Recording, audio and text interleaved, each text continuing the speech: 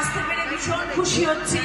আমাকে এখানে আমন্ত্রিত করে নিয়ে আসার জন্য আপনাদের সবাইকে অসংখ্য ধন্যবাদ। এবং আজকের এই অনুষ্ঠান মেলা সবসময় সবার ভীষণ প্রিয় একটি জায়গা, আমার স্পেশালি ভীষণ প্রিয় একটি জায়গা। বিকজ ছোট্টবেলা থেকে বাবা মার হাত ধরে আগে তো আমরা মেলাতেই ঘুরতাম, সেটাই সব থেকে আনন্দ পেতাম। তখন এসব মোবাইল ছিল না, তখন অতখানি সিনেমা ছিল না, কিছুই ছিল না, তখন শুধু আনন্দ ছিল। মেলা আসবে, শীতকাল আসবে, শীতকাল মানেই হচ্ছে সুন্দর সুন্দর ভাবে মেলায় ঘুরবো ভালো ভালো জামা কাপড় পরে। আর ঠিক সেরকম মেলায় আজকে আমি এখানে এসেছি। এত সুন্দর নাগরদোলা, চারিদিকে খাবার জিনিস কেনার আয়োজন, আর কালকে ক্রিসমাসের বড়দিনের কেক খাওয়া, আনন্দ করা, পিকনিক করা, মজা করা, এর থেকে বড় জিনিস আর কি হতে পারে। খুব খুব ভালো লাগে। এবং আজকের এই মেলায় এখানে আসতে পেরেছি, তোমাদের সকলের সামনে আসতে পেরেছি, সেই জন্যে ভীষণ খুশি লাগছে, অসংখ্য ধন্যবাদ লাগছে।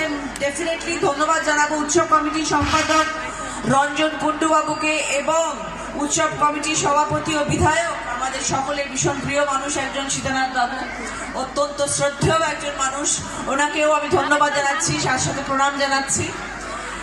এবং আপনাদের সবাইকে ডেফিনেটলি, কারণ আমরা এখন শীতকালের সময় এখানে এসেছি, আপনারা সবাই এখানে সমাহিত হয়েছেন, আপনাদের সবাইকে অসংখ্য ধন্যবাদ।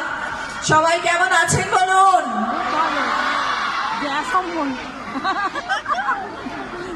সবাই দেখেন তো দিদি নাম্বার 1?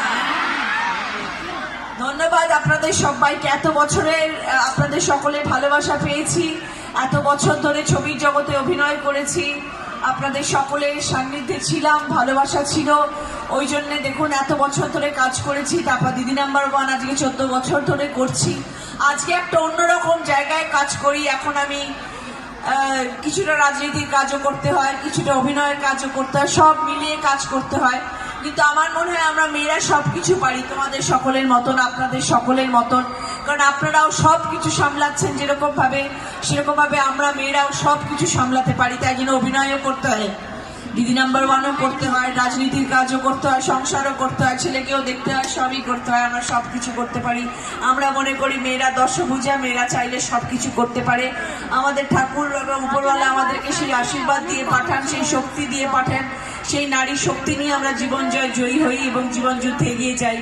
এবং আপনাদের মতন আমিও সেই পথেই এগিয়ে চলেছি এবং আপনাদের সকলের ভালোবাসায়, ঠাকুরের আশীর্বাদে আগামী দিনেও এগিয়ে যাব, যাতে আগামী দিনে আমি আপনাদের সকলের মন জয় করতে পারি, আনন্দ দিতে পারি, ভালো কাজ করতে পারি, আপনাদের সকলের পাশে থাকতে পারি সব সময়। সবাই ভালো থাকবেন। আমি বেশি সময় আপনাদের দেব না, আপনাদের বড় অনুষ্ঠান আছে আজকে, আপনারা সবাই অনুষ্ঠানে দেখবেন, অনুষ্ঠান আনন্দ করে শুনবেন, দেখবেন, আনন্দ করবেন। আজকের এই মেলার আয়োজন হয়েছে